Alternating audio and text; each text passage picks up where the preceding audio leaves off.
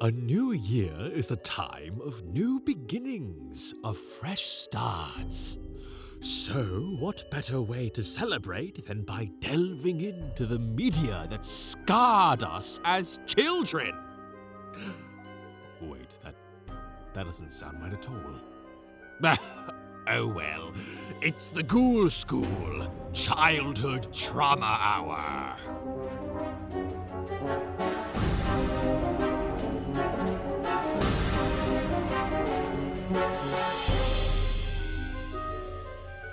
Welcome, class, to Ghoul School. Unfortunately, Professor Funky McGhoul has been banished to the Shadow Realm. So, please give a warm welcome to your substitutes. Hello, everybody, and welcome to a new year of Ghoul School. I am your first host. Brian needs to start thinking of these intros beforehand. Stork. And I am your second host, Nolan, going to figure out whether other Nolans are made of me, Vinoy. Got that one in early. First one of the new year. Well done. I need a minute. What's your resolution, Caroline? Did you do squares and rectangles in the first second of the podcast? You sure did. Yes, I did. Nothing brings in the new listeners like introducing an inside joke in the first 45 seconds of the podcast. God. I wanted to set the tone for the year. That's and the fair. tone is, we hate Nolans. If that's the tone, then I'm Caroline, would like to bully Nolan on a more regular basis night. You bully me on a weekly basis. Come on. I know. These I are need excellent to bump it up to resolutions. daily. These are excellent resolutions. I actually do I don't have like that resolution, actually. It's mean. Is it? Yeah. Oh, is it? Yeah. Here's the resolution: to distribute the bullying more evenly. Ah. Yeah, so the same amount of bullying. Just No, how about I hit you with this one? okay. Yeah, I'm not yeah. capable of bullying. And I'm Caroline, would like to grow 2 to 5 feet taller. Nice. Oh, okay. I thought it was going to be an emotional thing, but it's actually kind of just asking God for a little bump. Yes. Okay. A little Well, bump. and That's like pretty good. stretching the spine in ways that make you become a giant, Right. Of and course. stay a giant. Brian, terrorize the city. full transparency. We're recording this before Christmas, and Brian, maybe you and I can buy Caroline some stilts to make this Ooh. happen. Okay, we'll see. Now Wait, that's do you guys know how heavily I would fuck with some stilts right now? Like, that sounds so much fun. I think we could all fuck with some stilts at the moment. Here's the idea. We make some stilts, and they will be not only homemade with Personalized love, stilts. but deeply unsafe. Yeah. You make the right one, I'll make the left one. We're not going to communicate about what size they are. We're on it. You guys are gonna make my scoliosis just a big ol' S. Yeah. In my back. So what are we doing this episode, Caroline? Alright, so this is my idea for an episode because, as we've spoken about in the last 3 episodes, I was a scaredy cat as a child. Yeah. These very small things would terrify me, and I would not sleep, and I would go hide in a corner. Like the doorknob from Muppets Christmas Carol. Screaming Statler doorknob. It's very scary. But there were a bunch of other things that used to scare me like this. One of them being the map from Dora the Explorer, because I thought that he was gonna eat me. He was trying to every time. Yeah, and like Heffalumps and Woozles from Winnie the Pooh. I'm the map. Alright, that's freaking me out a little bit. So I wanted to talk about our childhood traumas and see what children's media freaked us out and sort of stuck with us into adulthood. Sometimes I felt like my siblings didn't love me. Oh. Okay, so we're gonna steer clear of that. This will be kind of a fun free form jam session where we kind of ignore our actual trauma. Yeah. I was talking just more kinda- media. Yeah, like some well, fun media stuff. I just took notes on my pain. Okay, so we're gonna circle back around to that at the end of the episode. Okay. All right. Yeah, that sounds good. All right. We'll get there. We'll never get there. So, So Carol, you I want to would go like first? to present to the Midnight Society my first thing, which is Wallace and Gromit and the Were-Rabbit. Hell yeah. Didn't scare me, but I love this movie. Yeah, I I did love me some too. Wallace and Gromit. It's one of... I was obsessed with Aardman Studios and claymation of the like when I was a kid. And I really found that this movie I enjoyed deeply, but also since I watched it when I was 6 years old, Right. it was very scary. It came out in 2005 by Aardman Studios, in partnership with DreamWorks, which is interesting. Yeah. This was their first partnership with a different studio. It had like a $30 million budget. Wow. It is their biggest budget movie, I think, Yeah. still to this I day. think it probably shows. if I remember seeing it in correctly. Oh, yeah. theaters when I was little. Yeah, it had a Yeah. huge theatrical release. It's like Yeah. a parody of Hammer horror movies, which is why I think it's great to bring here. Yeah. So Wallace... Hold on, let me find it. Wallace dies, beginning of the movie. Wallace does die at the It's end. just... Does he die in this movie? Yes, that's why I it's don't scared me so remember bad. He gets revived with cheese. Oh, I do remember this now. I do I remember thought you this meant now. But was he like a does in permanent fact thing. die in this Yeah. movie, which is why it scared the shit out of me as a kid. So it's like there's... Wallace turns into the were-rabbit. Oh, So he turns into a big rabbit monster Right. at night, and Oh, Gromit's yeah. tring to save him from himself. Pretty Right. much. What is the Right. plot of scared? this What movie. what scared you in this fucking movie? Everything. Particularly, there's a scene where the were-rabbit is sprinting through the town at night and making these horrible little grumbling noises, like that I really didn't like. It's shot in a way that is parodying horror movies, so it was kind of like touching a nerve there that I didn't know I had to touch. That I Right. was like, ooh, this is actually like kind of scary. Yeah. And also Wallace dying at the end was kind of intense. Could you just real quick walk me through the steps of Wallace's death? Yes. Which is not a sentence I thought I'd have to say. As I remember them or as they actually happened. Your discretion, whichever you think is more applicable. So, this is when the were-rabbit kaiju is terrorizing the city. I'm going to read this directly from the IMDb because it's a better play-by-play than I could ever give you. Okay. On the roof of Toddington Hall, Gromit's toy biplane circles Wallace, who clings to the flagpole at the top of the building for dear life. This is like when it's King Kong-esque. Yeah, Gosh, King this Kong. is the most British shit I've ever heard of. Toddington Hall. Victor wielding the golden carrot trophy inside a blunderbuss he finds at an antiques table at the fair. It's getting more British. It's getting more British. You said a holy golden shit. carrot trophy and a blunderbuss. Yep. Tries one last time to shoot Wallace, but Wallace is saved by Gromit, who grabs onto a rope from a flagpole and swings his plane into the path of the improvised bullet. Unfortunately, since it is a toy plane and not intended for flying, when Gromit accidentally lets go of the rope, the plane begins to descend rapidly. Wallace jumps from the flagpole and catches the plane, thereby breaking Gromit's fall into the cheese tent below. The cheese tent. What a way to die. Victor gloats but is knocked unconscious by Lady Toddington using a giant carrot. He falls into the tent too, where Wallace lies unconscious and seemingly dying from his injuries. To protect Wallace from the angry mob outside, Gromit dresses Victor up as the monster, using the marionette he used earlier as a lure for the were-rabbit, and throws him out of the tent. Philip, believing Victor to be the beast, bites his master, and the angry mob chases Victor away. So, Wallace is fucking dead at this point. Well, Gromit is he and dead or Toddington- is he dying? He's dying. Okay. Okay. Gromit and Toddington tend to Wallace, who seconds later breathes his last breath and morphs back to his human form. This is amazing. Gromit, the rabbits, and Lady Toddington are saddened by this loss, but eventually Gromit is able to revive Wallace with a slice of stinking bishop cheese. Jesus Christ. And we're back. This Wow. is a new So, episode of Cheese Chat with the Ghoul That's School. incredible. That sequence scared the shit out of me when I was a kid, but I'm sure if I watched it now, it would be absolutely hilarious. That's yeah, amazing. I actually would love to do a whole episode on this movie. I just wish, because does Gromit never talks, right? No. I just wish the only line of spoken dialogue that Gromit has is just standing up and looking into the camera and saying, "'Twas beauty killed the beast." Cheese, Oh, that would be beautiful. Wow. That would be beautiful. Okay.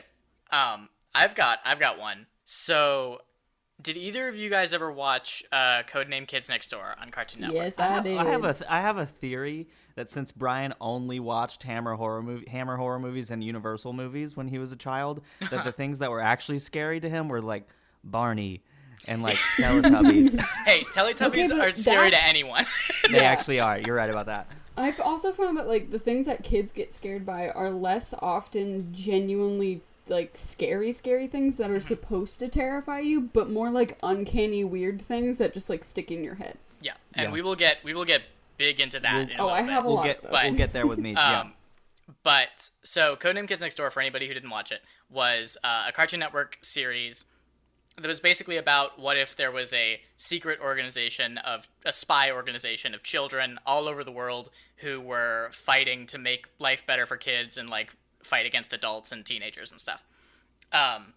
And which sounds like a very kind of goofy, like fun Saturday morning premise, but the world building in this show was weirdly in depth to the point that like, it was cause like, elaborate. yeah, because like once you reach just, and a lot of it was kind of like horrifying when you thought about it. Like when you reached a certain age, as a member of the Kids Next Door, you had your memories wiped of any relationship to the KND, so that as you became a teenager and then an adult, you wouldn't have any memory of having been a member of them.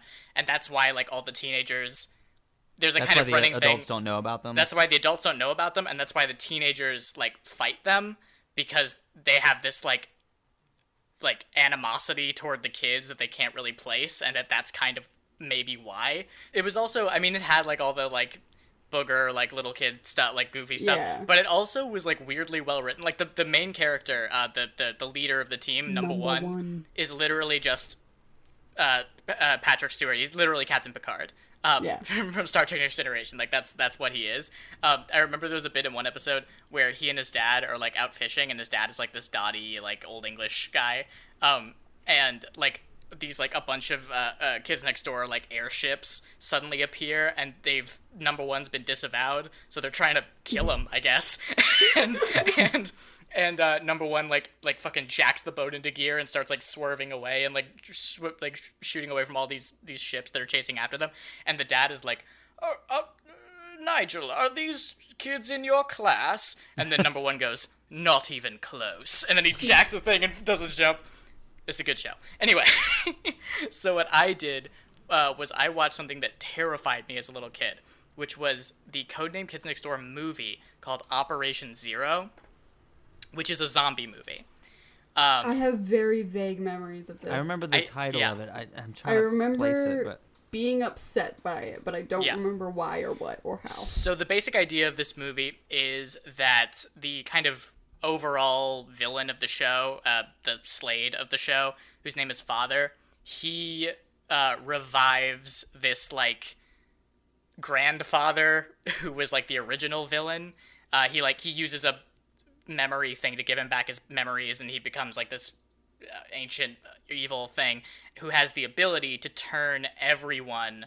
If he makes physical contact with you, he can turn you into a decrepit, like really ancient old person. And it just kind of spreads as a virus. First he infects all the villains, and then the villains start infecting all of the kids. And it's genuinely, the way that it's structured is, and like you said before, Carol, using the tropes of the genre, but using them so effectively and like actually committing to them to the extent that it is scary. Like it has that thing that zombie movies have where nobody is safe and anybody can get suddenly infected at any time. Like half of the kids next door are out of this movie by like 40% of the way through. Like I just had an out-of-body experience because as you explained the plot, I remembered very specific images that I think I have repressed. For years. I scrolled through and I remember. I don't know if I ever watched this, and I'm really sad about it because I did like the show, but yeah, it's really good. And there's a bit, and I won't go in depth into plot or anything, but like there's a bit where number 3 and I think it's numbers 3 and 4 are on a mission. Number 4 was my favorite. Yeah, number 4. They were on a mission to go back to the treehouse to get this like item that number 2 needed to make the special hats that you can wear to be immune to the virus, that sort of thing. And they go down there to get it, and they get attacked by the zombies, and they fail their mission, and both of them get infected in a really, like, kind of unexpectedly scary way, where, like, they're both in the dark, and one of them has already been infected, and the other one doesn't know. And there's, it's, like, I'm telling you, man, That's this thing horror was movie scary. level And stuff. there's, like, a battle on because the KND has a moon base that's, like, their main base. It's the last place to go down when the infection is happening. And this movie ends with number one having used the, like, half-built protection, like, headset things that number two was trying to build to prevent the infection, like, to reverse the infection. He places them on the heads of the rest of his team who have all been infected, and all of them, they don't, the devices don't exactly work, so they're all only partially cured. So, like, number five's face is split down the middle, infected and not infected. And he's got them, and the reason that he's done this is because he needs all five of them to work the hand controls of the moon base so that they can detach it from the moon and crash it into Grandfather. So he's got the rest of his team who are all, like, half infected, trying to operate this, like, 5-person machine as they're just colliding with the earth. This movie, man, freaked the fuck out of me as a kid, and watching it again, it's not, it's not super scary. It is for kids, but it's awesome. And I think anybody who Yeah, it sounds like badass. has any vague memory of Kids Next Door should watch it, because it's a really good time. Is there any fan theories out there that number one is also Stewie Griffin? He does have the Please head don't say and that. and the shirt, but no, I refuse. I was looking at photos of it and I was like, It also there's some massive I don't want it reveals to be in this true movie. either, guys. Come on. But there's also some massive reveals in this movie that are equally terrifying. Like the fact that his number one's dad is only Dottie because he had his memories. He was like the greatest K&D agent ever. So when his memories were wiped, like to wipe the Kids Next Door from his mind, they had to wipe basically his entire childhood. Like they had to wipe way more from his memory than they usually do, which is why he's super Dottie. So wouldn't that be like predicting number one's fate? Because like Yeah, because number one is the best of the best. So it is. I didn't even think of that. that's a nightmare. Wow. And then the that's dad brutal. ends up making the decision. The dad, like, breaks the machine that would restore his memories because he knows that he has to stay as a dotty old man. And, like, the standard villains of the show, who are these, like, 5, like, perfect children, like, Victorian kind of style children who are all joined at the hip, they're not actually naturally like that. They've been turned into that. And they are actually... That's deeply disturbing. They are actually 5 missing K&D agents who were kidnapped by father and warped to be like the perfect children, and they get briefly turned back to normal, and like they know that it's temporary, and so like they're helping number one retake the moon base, but then like they all end up getting like forced back together into this thing, and number one has to jettison them into space. That's amazing. What? I didn't know I'm that. telling you, dude. That's so good. Who Yeah. came up with this plot? I know. It's like it's cloaked in all of this goofy imagery and like jokiness and Cartoon Network style and stuff, but there's some really dark kind of stuff at the core of this. What you got, Noel? So I bring to the table a film made by the very small company, very mom and pop store film company known as the Disney, called Don't Look Under the Bed. I feel like if anyone is listening to this watched Disney Channel growing up, then they probably saw this movie during Halloween. And this movie is crazy. Have either of y'all seen this? There is No. an image from this movie that is burned into my mind of a guy with purple eyes and these crazy teeth, and Oh, yeah. I think about it all the time. I have no idea what this is. I don't remember pretty much anything else from the movie, but that image was seared into my brain. Okay, so this movie is many things. It is creepy. It still retains some creep factor. It is mostly, though, number one, batshit insane, fucking weird, like just fucking off the walls crazy. So crazy, I like took notes and thought about it and was like trying to organize my thoughts. And I was like, I cannot explain this movie, so I'm gonna just read a plot synopsis for y'all, a short plot synopsis, in order because I won't be able to do it and give it justice. And 2, it is racist as fuck. Oh Lord. Okay. Yeah. So The scariest thing of all. It involves imaginary friends, leukemia, the boogeyman, and Jello. All right. So here's the That main sounds plot. like food the opening groups. of a joke. Yeah. Like Yeah, let's figure leukemia, Jello, and the boogeyman walk into a bar. Bone marrow transplants get involved. Not even kidding about that. Oh, It Jesus. literally gets I involved. would assume a story with Right, because leukemia in it. leukemia, you got to talk about it. All right, so I'm just going to read you a little plot synopsis. Bear with me here. Frances Bacon McCausland, played by Okay. Aaron Chambers. An intelligent, level-headed girl is starting high school a year early. This girl is supposed to be 14 years old, but she's played by a 20-year-old actress. This came out in 1999. Wait, I'm sorry. I'm sorry to cut you off so early, but she was such a prodigy in middle school that she's starting high school a year. How do you beat middle school a year Right, early? that's typically something that, like, oh, we're going to put you in the 3rd grade, and you're in the 2nd grade You skip right grades now. in elementary school. Once you're in middle Right. school, it's just sort of like, I guess like her We don't care. her prodigiousness like showed up super late, and we're like, oh, this bitch got to go forward in time. Like, strange things have been going on in her hometown of Middleburg. Oh. Dogs appearing on people's roofs, alarm clocks going off hours early, eggs all over a teacher's car, gelatin in the school swimming pool, and a letter B spray painted all over town. The B's also appear on the school lockers, except for Frances's, which has a B on the inside. pause. In that list of things that have happened in Middleburg, was the Yes. first one dogs on the roof? It was, yes, that is a thing that happens in this film. No. I understand like Absolutely alarm not. clocks going off an hour early, like, ooh, something weird's happening. Egging a teacher's car, I mean, hooligans do things, but like dogs on the roof. Dogs on the roof. Did you miss the gelatin in the school pool part? Yeah, that could also be just like a high schooler prank or something. Is that like the pool's water is entirely made up of Jello? Guys, I have to get through this plot synopsis. Go. I'm just confused Okay, by the dogs on the roof.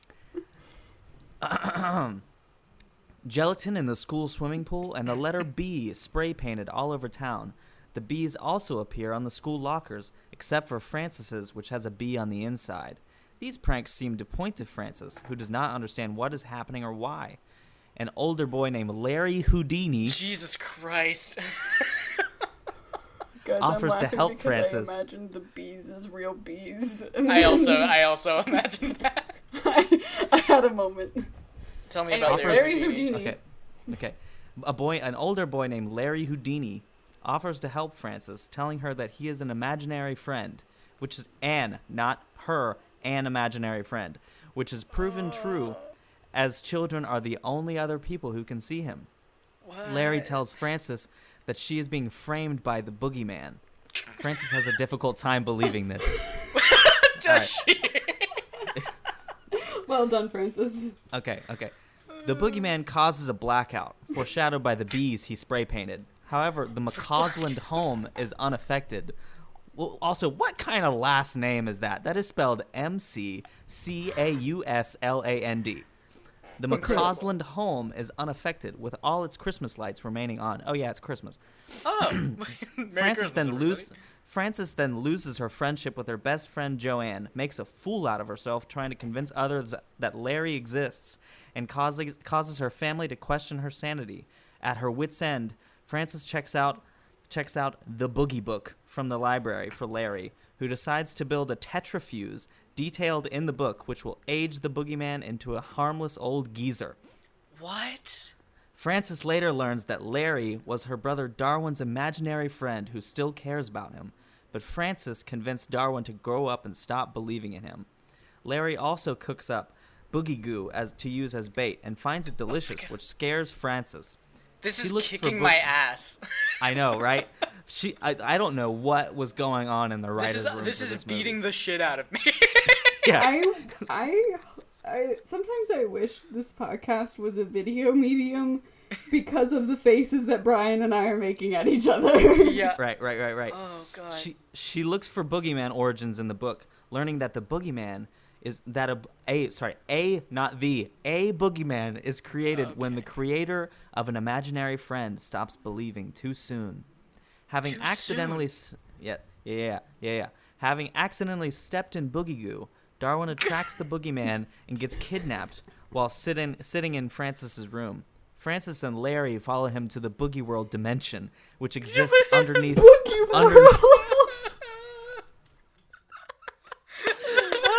Which exists underneath Francis's bed. During the skirmish.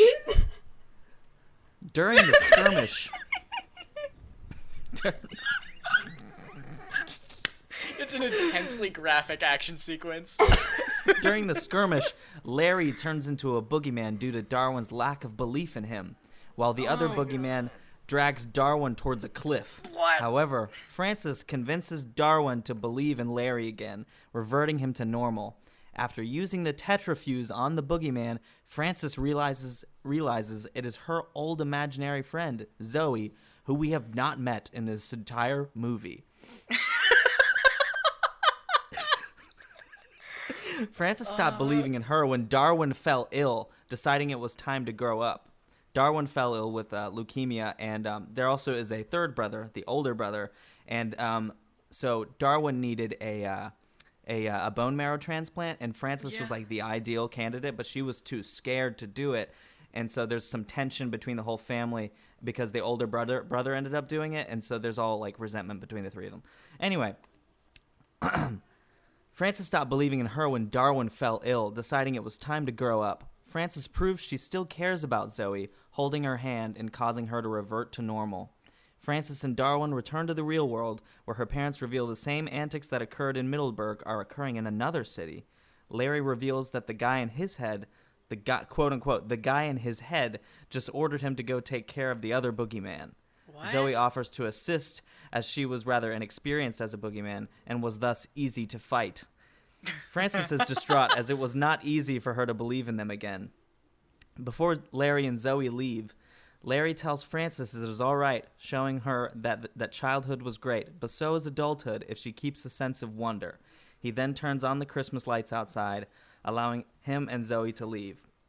That night, Darwin is scared and is sent to Francis by Larry. She allows him to sleep with her. Larry and Zoe watch this with smiles. Also, another thing that happens at the end is Francis and Larry, they kiss for some reason, even though Larry is imaginary. But that is, don't be afraid of the don't look under the bed. Don't be afraid of the bed. Don't be afraid of be afraid of the bed. What the fuck, man? I have Okay. so many questions. Wait, okay. Yes. Wait. Ask. Just wait. Does this have a sequel? No. Were they setting one up with this I like don't- demon hunting team that hunts boogies around the world? Maybe. So here's some cool, interesting, a little tidbit about Don't Look Under the Bed. Don't Look Under the Bed was a. Don't be afraid of the bed. Don't be afraid of the bed. Don't be afraid of it. Don't look at it. Don't look under it. Don't worry about it. Don't think about the bed. Don't think about the bed. Don't look in the bed. This movie was really controversial when it came out, and parents freaked out because it was quote unquote so scary. And I remember being genuinely very scared by it. And so they wrote letters to Disney and stuff. And so Disney actually stopped showing it on their Halloween months because it was too scary. A guaranteed way to make it a cult classic. Uh-huh. But so I said that this movie is racist as fuck. Yeah. Oh, forgot about It that. is. Yep. Because about the I racism. don't even know how you could remember it. I don't even know how I remember it based on what I don't just read remember to my y'all. own name anymore. Yeah, that plot synopsis feels like it slapped my face back and forth for a solid 45 minutes, and now I'm just confused. Yeah. I'm glad. So Larry is played by a black actor, and everybody else in the movie is white. And Larry's like character, the whole movie is just acting a fool and like wearing like all kinds of like crazy outfits and like is yes, you just have to like Being the portrayed as a YouTube version. stereotype. Yeah, oh yeah. Another reason why a lot of people talk about race in this movie is that there's an interview with the actor that played Larry from a few years back, I think probably like 2005 or so, and he talks about the kiss like was really like controversial, and Disney didn't want the filmmakers to do it because it was a black boy kissing a white girl, boy kissing a white girl, and they didn't want to piss off. Not the fact that it was a imaginary boy kissing a real Wait. girl. What year did this come out again? 99? 1999. So recent for Yeah. Disney to holy shit. Wow. Well, they Haven't didn't seen want to piss off both, or- quote unquote their southern affiliates. Right. Oh, Lord. Yes. And Klan. it also is like it also is said that it was more so about if it was a black girl kissing a white boy, they wouldn't have really done all that much about it, but because it was a black boy kissing a great. white girl, it was apparently too scandalous, which is Wow. just terrible, like just really awful.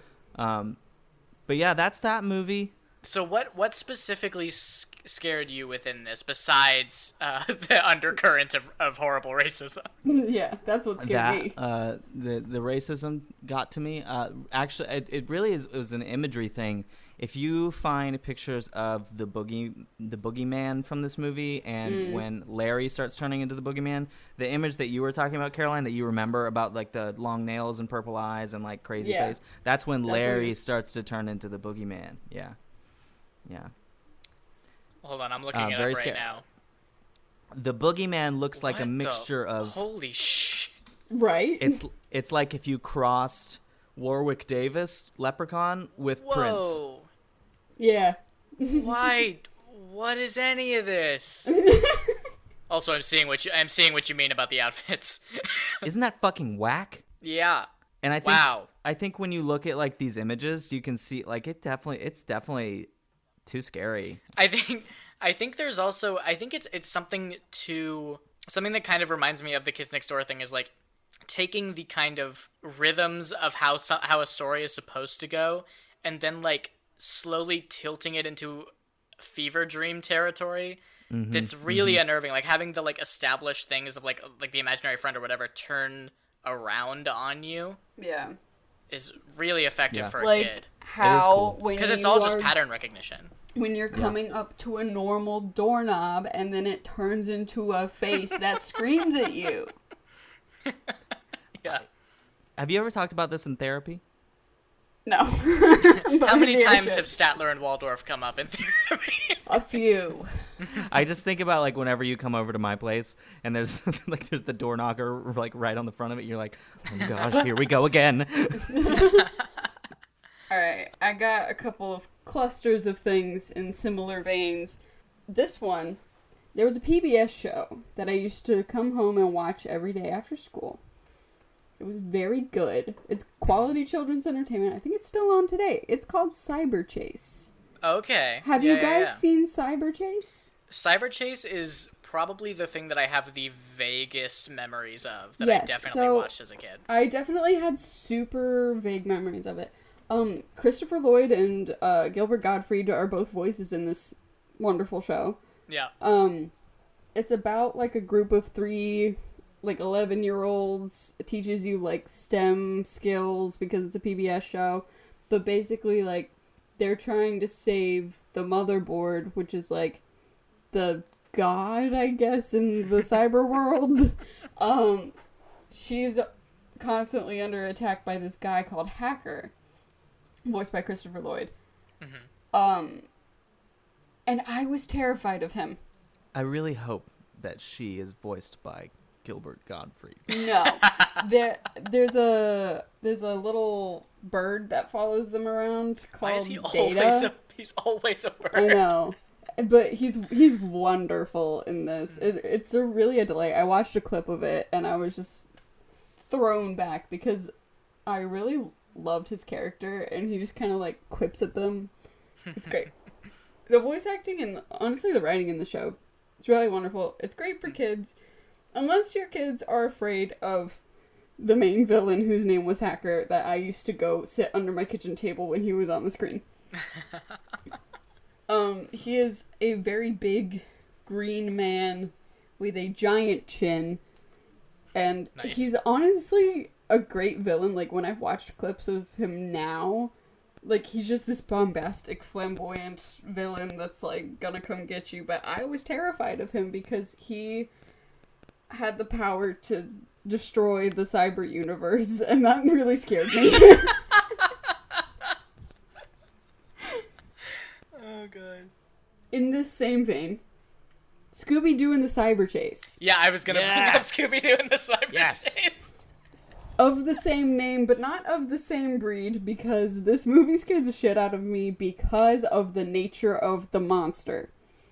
Really? So, Huh. yes. So in Scooby-Doo and the Cyber Chase, the main baddie that they're fighting is this guy who's, like, made up of electricity, basically. Yeah. He's Yeah. got this laugh that's, like, really creepy. This was from the era where Scooby-Doo was fighting actual monsters. Yeah, this was there was four of them, and this Yeah. was the fourth. Came out yeah. in 2001. And the way that this monster moves around just scared the shit out of me, because he's able to go into electronics and stuff and just pop out wherever. And Yeah. it made me afraid of our corded wall telephone. Because there's a scene where he breaks out of the telephone and, like, wraps the wires around this guy's wrist and, like, pulls him towards the telephone. And I was like, this is the scariest thing I've ever seen. I'm, like, 4. I loved this movie. There's I also- It's a loved this great Same. movie. It's Well, one it's got that great, I don't know if it's the ending or not, but it's definitely like the kind of climax where they go into because the guy was programming a video game version of Scooby-Doo. Yeah. Yeah. And the quote-unquote video game version of Scooby-Doo is classic Scooby-Doo. So Yeah. it's like new Scooby-Doo That's meeting the final like, level. Yeah, Yeah. meeting like the originals, and like the monsters they're fighting are supposed to be people in masks, but the Cyber Chase villain has changed it so that they're actual monsters. Right. Like, it's pretty All good. four. Well, 3 of the 4 of those that run of Scooby-Doo movies. It was Zombie Island, Witch's Yeah. Ghost, Alien Invaders, and then Cyber Chase. I think Alien Invaders is like pretty mediocre, but the Yeah. other 3 are all Zombie like, Island awesome. is fantastic. Zombie Zombie Chase Island's is- awesome, and I love Witch's Ghost too.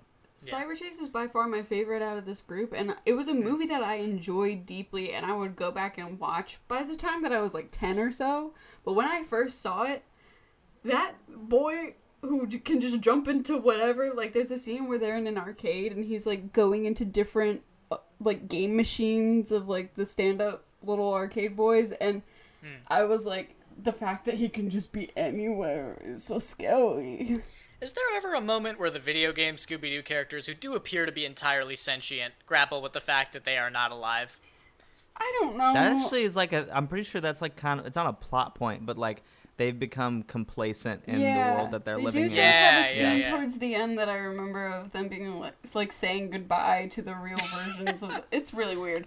Yeah. So last things I have to talk about are all actually Batman related. I've never Hell yeah. been scared of Batman, but I have these 3 sequences / scenes that come to mind from one from Batman Beyond: Return of the Joker, which Brian and I Oh, have God. wax poeticed about. We'll make that a verb.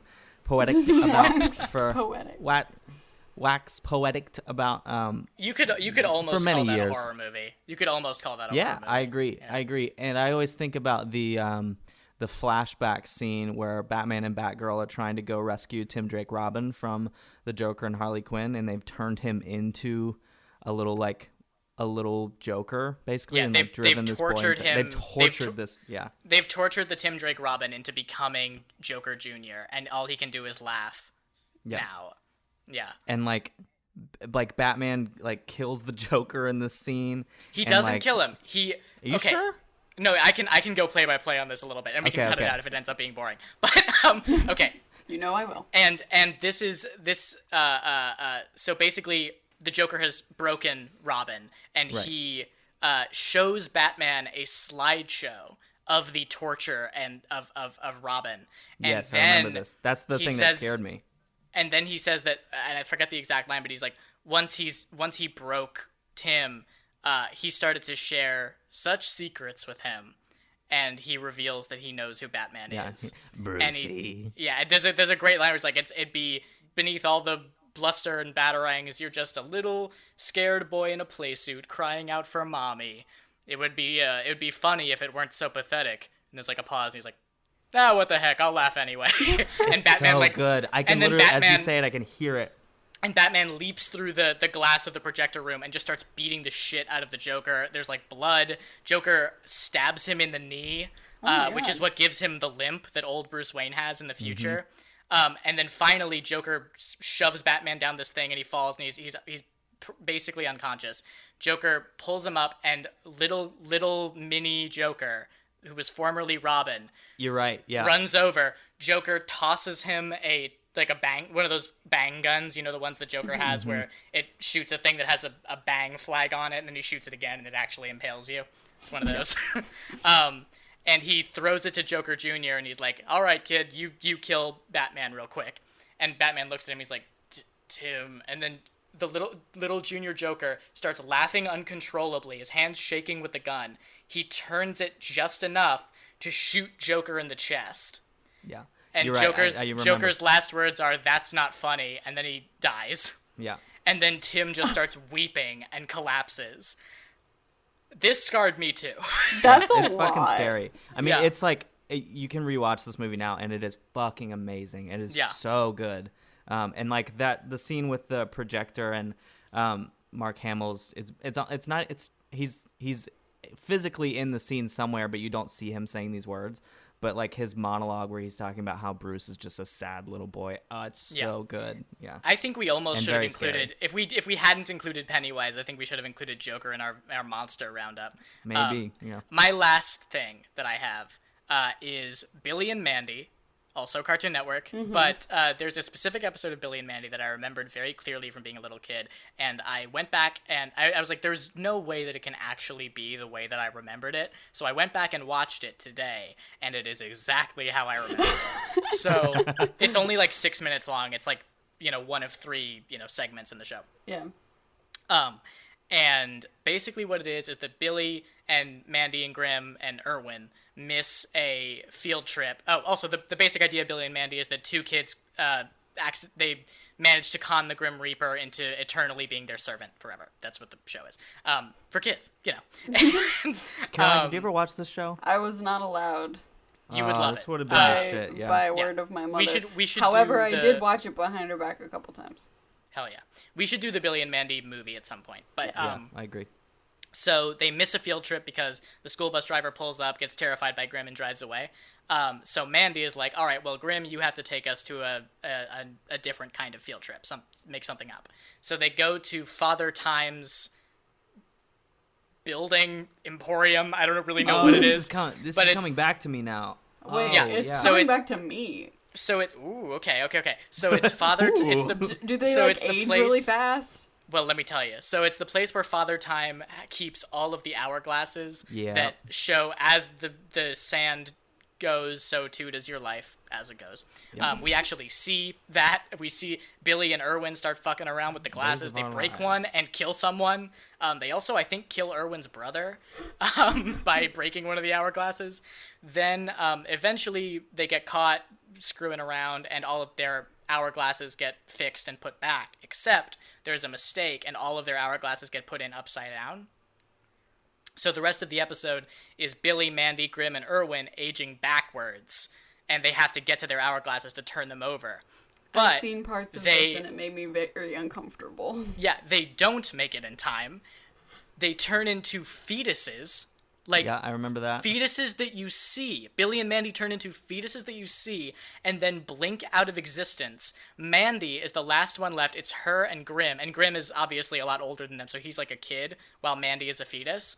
And Mandy is like, you have to get to my hourglass. Grimm, we're running out of time. And then Grimm has the thought of like, oh, if I just wait a couple more seconds, then Mandy will be gone and I'll be free. So he lets Mandy cease to exist. Then he runs to his own hourglass, but he waited too long, and he's too small and weak to turn his hourglass over. So he ceases to exist. And that is full stop the end of the episode. Yeah. I remember that. That shit was crazy. It's I guess insane. when it comes down to it, you kind of have to assume that chronologically, that's the end of the show. Yeah, I'm struggling with that as a 21-year-old.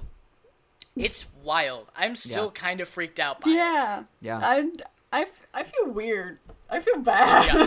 I watched the Brutal. Kids Next Door thing, and I was like, oh, this stuff isn't actually going to scare me as an adult now. And then I watched that shit, and I was like, oh, God. That is existentially still terrifying. So, I would be remiss if I do not mention our dear friend Courage the Cowardly Dog. Yes, our friend, the little purple dog with a giant hole in his tooth that lives... Cartoon Network is really out to traumatize some kids, Yeah. huh? Yeah, there's a lot of scary stuff. So, like, one of the main things about Courage the Cowardly Dog, well, for those of you that don't know, he lives with Muriel and Eustace, these two old people that live in the middle of nowhere in this cabin, and Who are inherently scary. paranormal things happen to them. Yeah. Yes. The first thing that's scary about Courage is the setting, because you open up in these shots where there is nothing. Yeah. It's a house in the middle of nowhere with a window. Like, not even in the middle of nowhere, like, there's a tree or two, you know? Like, there is nothing. It's a barren It desert. is upsetting to see as a child. I'll give you a bit of a synopsis of two of the episodes that scared the shit out of me that are in the first season of this godforsaken show.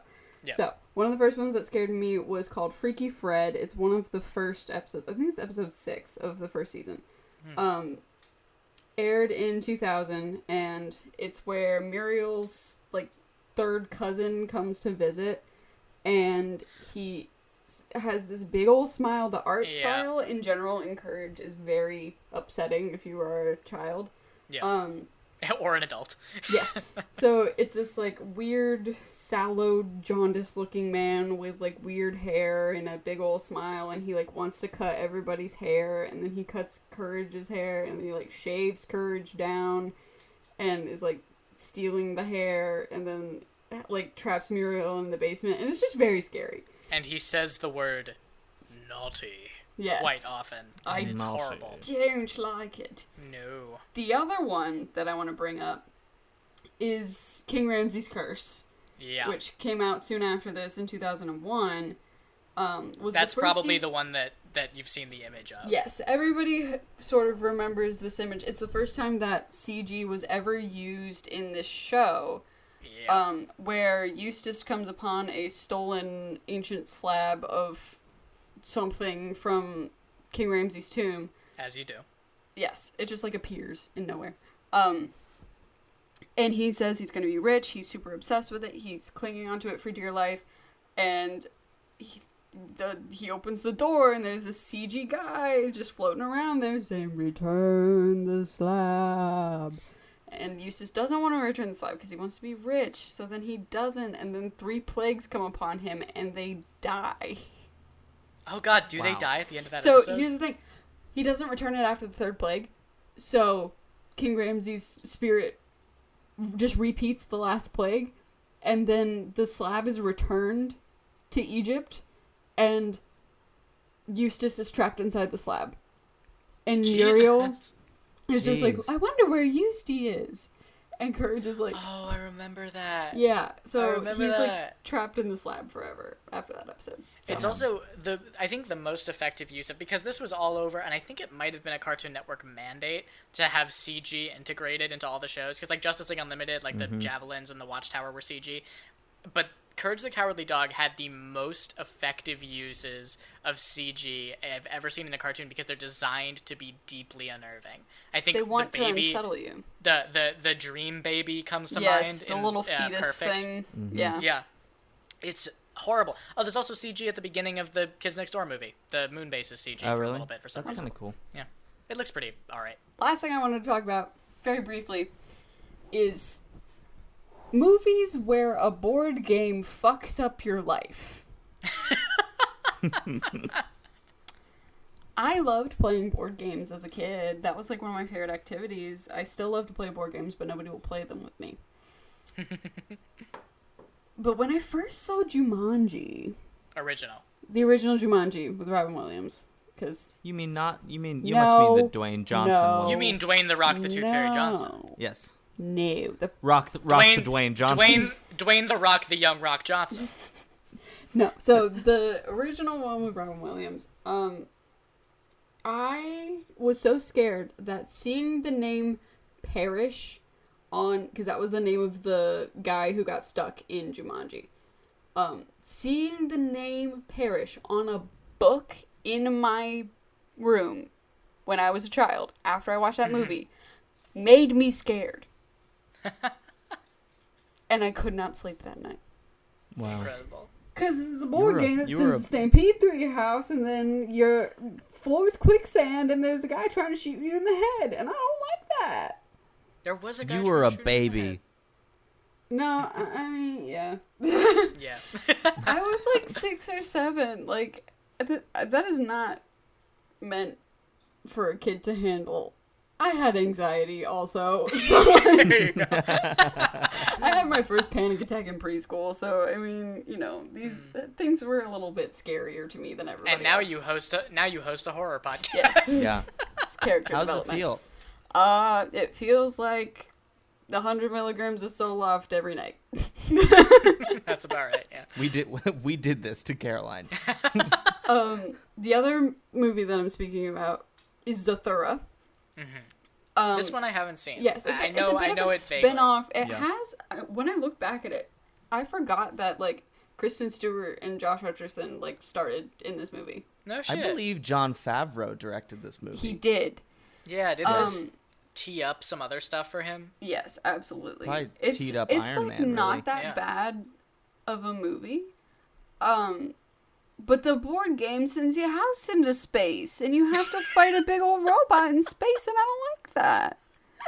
There's a scene that I remember very vividly where they're playing the game, and then they get sent into space, but they don't really know it, and then they open the door, and it just drops off into space and nothingness. And I was like, no thank you, I am 7.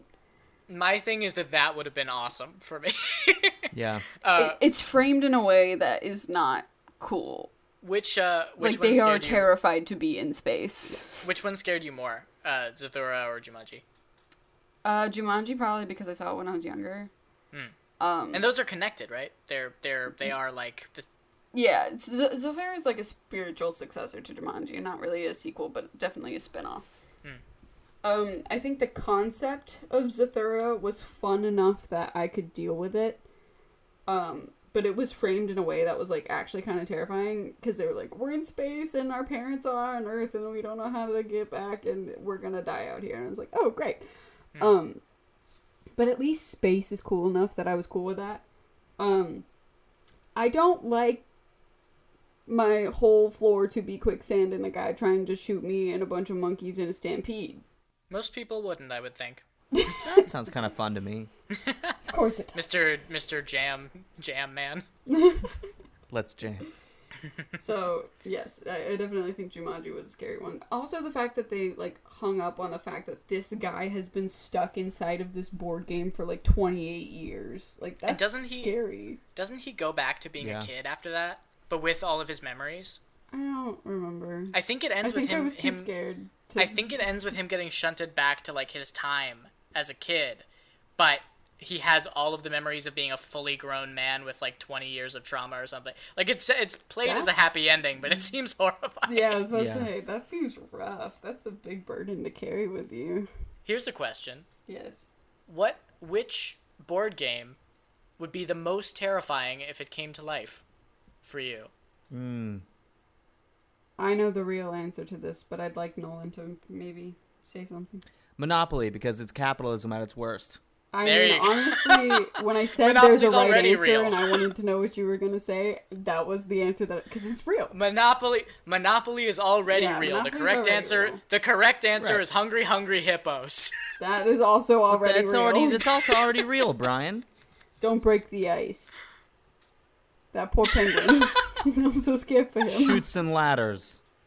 What do you Okay, do in that's pretty- What do you do in shoots and ladders? Oh, look at the ladders. They're shooting. I don't know. Oh, I haven't played you the know game. what would be Attempting- kind of scary if it was real? What? Candyland. Oh yeah. Well, that's basically Willy Wonka. Yeah. A lot of child murder in that movie. Hell yeah. Apples to That's apples. Wait, did you That's just, what it's all about. Did you just say hell yeah to child murder? That's what it's all about. And on that note, Happy New Year, everybody. I hope you're having a good one. Welcome to Oh, boy. 2021, where Brian Welcome to has 2021. made his statement that child murder, hell yeah. That's my statement for the year. And- that's my tenor. If you can help me on my quest to find out if all Nolans are made of me. Please. God damn you. And if anybody knows a man that can make me 2 to 5 feet taller than I am currently, please send an email to @ghoulschoolofficial@gmail.com with the contact information so I can become big. Like, comment, subscribe, rate, leave a review on Apple Podcasts or iTunes your or whatever. ratings and Smash that like button! Your ratings and reviews not only mean a lot to us. I read every single one of them because there's not a lot of them. But it also does help us get discovered and put us in the lives of people who will enjoy our podcast. So, Please. We really appreciate it. and with that, I bid you adieu. Where's that bell? Edgar, come save us. And so the first episode of the new year has come to a close. Incidentally, my resolution is to stop losing members of my teaching staff every week. That and committing to my dream journal.